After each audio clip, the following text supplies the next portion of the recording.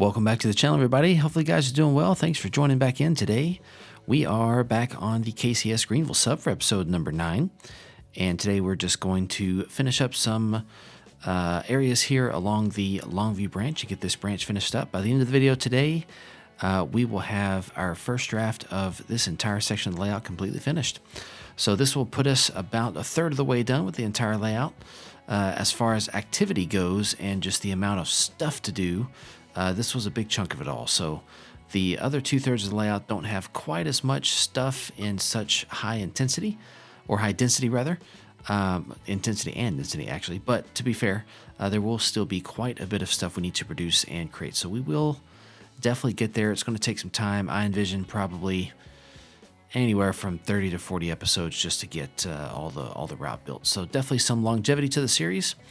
I am considering, I'd like to hear back from you guys if you would like this. I'm considering going ahead and putting it on the DLS in its current version. It's definitely not complete, obviously, but it does have a lot you can do with it even in its current state. If you guys think you might like that, just let me know. I'm not married to the idea yet. I'm considering it, so I'm definitely not promising it. But I'd definitely like to hear from you guys if you think that's something you'd really like. If you'd rather just wait a bit until I get, at least maybe the main loop of the track done or something, completely understandable. So, but yeah, we are going to hit all kinds of different areas today. So right now, first up, we're kind of in Longview. And if you remember from previous episodes, we're not actually going to model Longview, but we are, in this case, going to get this overpass set up that kind of serves as a transition out of the layout. And here in towards staging. Sorry, I had a brain fart there. Couldn't realize what I was talking about. So this is kind of just serving as a view block and a transition as we get into staging. Pretty much beyond this, towards staging to the left there, we're really not going to have too much detail. But anything to the right obviously will be, our route. And technically this is kind of the Judson Longview area. And the siding there will be used by our local that comes and switches the industries in Judson and Omega. So mostly just using that siding for a runaround. Maybe occasionally we'll have a meet there with a UP local or something. But this staging here on the left is going to be exclusively for UP. And what we're going to do is we're going to have 2 locals that could run, but we're only ever going to run one at a time. And so the local will run from here up to Hugh Springs, drop some cars off. I'm thinking I might also have it drop a few cars off in Diana on the way up.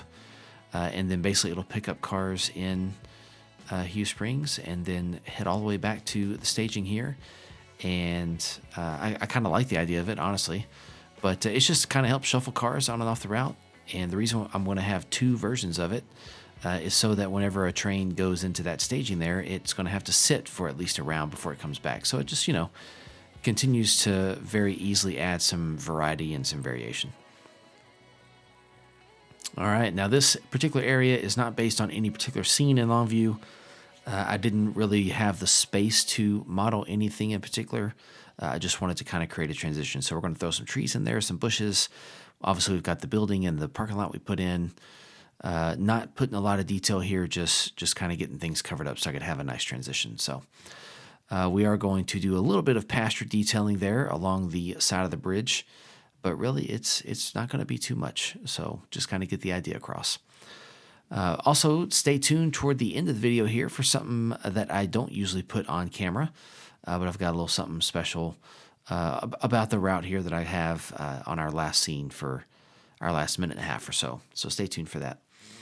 But just going to throw in some bushes and fences and trees, and then we'll be ready to call this area good and move on. Realized I wanted to come over there and copy some of those smaller bushes. I love those bushes. They are definitely fitting for this kind of, trackside shrubbery nonsense that I'm modeling along fence lines and such. So, all right, and then here we're just going to kind of fill in some generic grass and then just be done with it. So I don't personally really care too much about scenery in staging areas. Especially from a modeling perspective. That's not really something that most people worry about. Of course, some people do, but most people in their, dedicated staging areas, they may not even have any scenery. So here I at least put some ground cover and a little backdrop with trees. So, but that's about it. If you've ever downloaded my route called the Brighton branch, that backdrop right there with the trees is used extensively all over that route. It's everywhere. So this is the first time I've used it on this route. All right, just kind of sailing back through. Now we're going to work on this area between Ore City and the town of Love, which is in between Ore City and Hugh Springs. So here I just wanted to kind of throw in some farm fields and things. Not that there's any particular crop that's being grown, not that we're modeling anything in particular, but just to kind of create some variety, but also not to create a view block. So I wanted this part of the layout to be operated from that inside aisle there on the left. And so I didn't want a bunch of major view blocks like we have behind it there with all those trees. So I figured a good compromise would be to just kind of create some fields and that kind of dynamic. So as I typically do, throw in some dirt along the edge of the fields. Not that I'm an expert in agriculture, but if I remember correctly, I do feel like I remember learning that most reasonably sized agricultural fields for crops and things do usually have like a buffer at the end in dirt or, something to just kind of help, give them space to turn their tractors around and equipment and all that kind of stuff and, give you an area to drive a vehicle around the edge of the pasture to access stuff if you need to. So that's my experience at least, and I feel like that's pretty reasonable. So that's why I typically throw some dirt there around the edge of all my crop fields and farm fields and hay fields and all that stuff. So, and speaking of hay fields, thank you for the viewer that commented about the hay's never going, or the cows never going in the hay pasture. So I didn't mention it this time until now, but I actually went back and changed that and got that all fixed up. So thank you for that extra little detail catch there. Stuff like that adds to some immersion and adds value. So I definitely am not attempting to model anything in any extreme accurate detail here, but still catching little details like that does show dedication and just some sophistication, which is great. So I appreciate you catching that. All right, and here we're back officially in Hugh Springs. What I want to do here is add in that scrapyard I mentioned in the last episode that I was going to make one for plastics. So using a different little scrap color there, just raising a small hill, and then we're just going to populate it with a little bit of junk. We're not going to do like derelict cars and steel-based stuff this time because that's definitely not what they'd be storing here. In fact, I'm not really going to add any particular amount of waste or type of waste. I will add some equipment though, and of course a little shed. But that's about the extent of what we add to the scrapyard, at least for now. It's always a thing where I can always come back later and add in some more details later. So, plus also added in some water here. I don't usually do that, especially small little bodies of water in low-lying areas, but I needed something to do with the space, and that honestly I figured that was a great idea actually. So I know that if I were to use the water layers with things like Turfex, I could probably get a much better look, but I'll probably come back and do that at another time. I'm not really sure if I want to bring in Turfex on this route yet. I do already have the Turfex set up, so it would be really easy to do so. I'm just not sure if I really want to. So we'll see. I might, because Turfex does add a ton of value and does help make things look a lot better. So we'll see what happens. All right, so there goes the heavy equipment. Just throwing some in there, just kind of occupying some space. I do move them around quite a bit because I'm not really sure where I want to put them. And then I'm just going to throw the shed in here, and then that'll be pretty much the end of it. For some reason here, I do realize looking at my screen that it's not showing full screen. Going to have to look at that. Hopefully the final production will show the full screen. I guess we'll find out.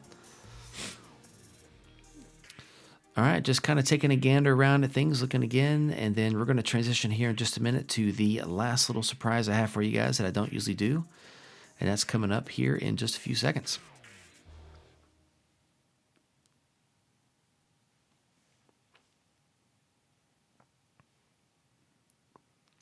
All right, so what I've done is I have transitioned over to the session asset, and I'm adding in the rail cars. So I don't usually do this on camera, but I did this time and wanted to kind of get industries populated.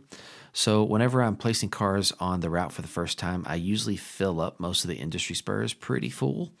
I do that on purpose just so that I can have lots of space to create cars, and also too so that I know that I'm not overfilling the route too much.